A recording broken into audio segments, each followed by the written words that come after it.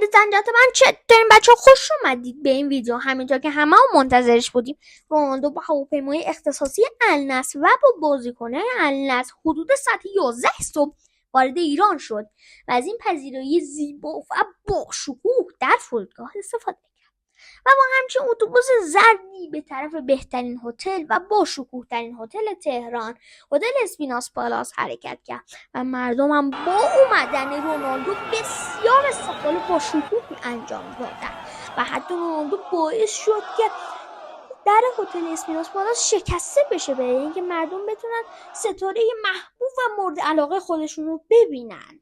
راهی دیگه هم که میبینید پیدا شده برای ورود به هتل اسپیناس پالاس.